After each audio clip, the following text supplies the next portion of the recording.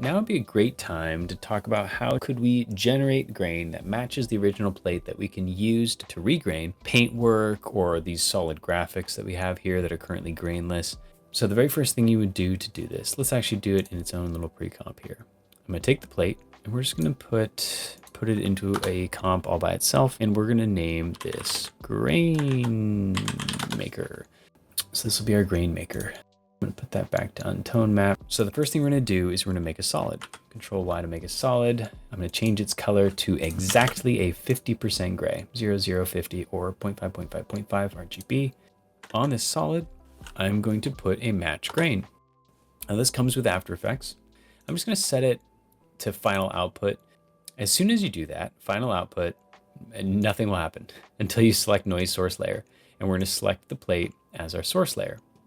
Again, hard to see at this point still. If we wanted, we could throw an adjustment layer on here as a guide layer.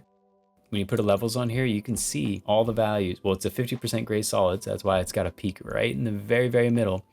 You can up the contrast of this by essentially pinching these in really tight. I want to make sure I'm going the same amount with both ends. So I'm actually going to bring this one to a 0.45, and then this one will need to go to a 0.55. And I know that those are going to be equal. It's centered directly around that middle. And now you can definitely see it.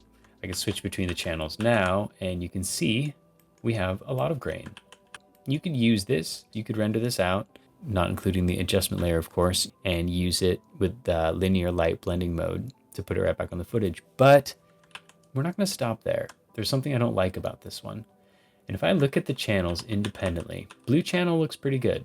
If I look at red channel, it's kind of hard, probably very hard to see, but there's like a little bit of horizontal striation happening. There's moments where you get kind of these straight lines, which never happens in real grain.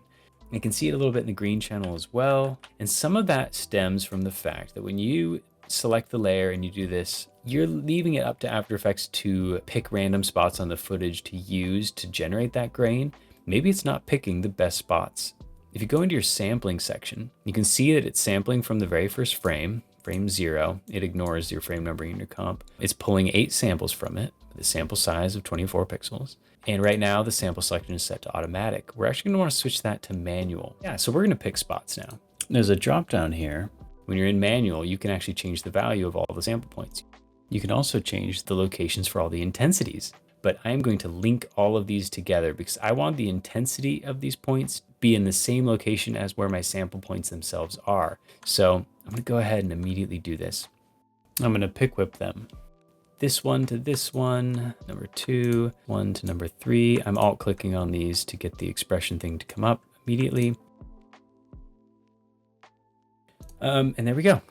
So those are now linked. I won't have to adjust those. And now I'm just going to pick these sample points. For the first one, I'm just going to select over here. I'm specifically looking for areas where around that sample point is just a nice consistent grain pattern. There's no high detail contrasty areas. We're not looking at some strange pattern on the chair. Basically, it's a nice neutral spot. You can see the sample size too. It shows you the box of how large it's taking. So you want to make sure that whole area is just a nice clean grain pattern. I wouldn't mind if it was a bigger sample box too. So I'm going to grab that. For number 2, I'm going to do a similar thing. Number 3, and I'm actually going to go around and find different luminance areas. I want to get a nice mix. So I'm not just sampling from one specific area. Let's even grab one in the darkest area down here too. All right, so we've got our new points, and the points that we picked, I am confident to say they're better than whatever the automatic ones would be. So now that we've done that, let's go ahead and switch back to final output. I'm going to turn on that adjustment just so I can see what I'm looking at here. And it is egregious. It is horrible. So why did this happen? Let's go back and see what's going on here.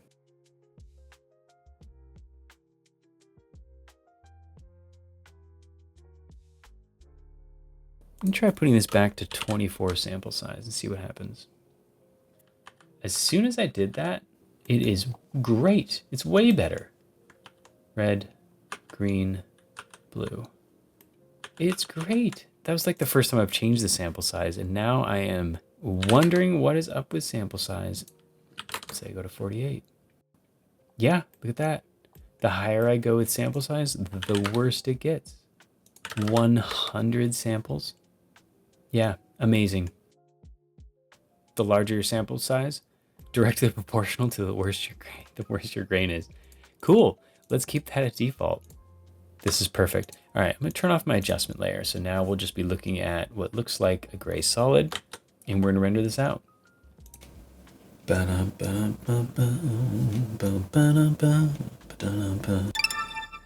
take a look. So I'm gonna go to where I rendered it. Elements. It made the folder called grain. Excellent. There it is with the version number of the project it came from, _grain. Again, After Effects is like, oh, is this ACES 2065? No, it is not. We want to preserve RGB, or again, maybe it's safer if I do this, which is the exact same as preserving RGB in this case. Hit OK. So we've got our grain. Let's test it out. So I'm going to drag and drop these into our main work here. At first, it's going to cover everything. Need to make sure it goes to linear light. The first thing we should do is take a screenshot of what the original plate looks like. And that's why I have the plate sitting down here below the denoise in the main work.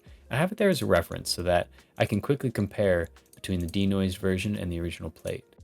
I'm going to take a screenshot and then go back to our denoise and then put on our grain that we just rendered out and brought back in. You will immediately see that our grain is certainly way more intense. Take ours and we'll start dialing back its opacity. Yeah, I'll try 50%. I'm toggling plate grain versus ours. That's actually looking pretty similar. Obviously it's dancing. It's in a new location. That's because it's not going to match perfectly because we aren't pulling the exact grain. Grain's always, every frame it's different. So, but it did a great job of matching that grain. And we can even check each channel. I can still use that same screenshot, comparing the two. And honestly, it's looking pretty great in all 3 channels. So that's great. That's super promising.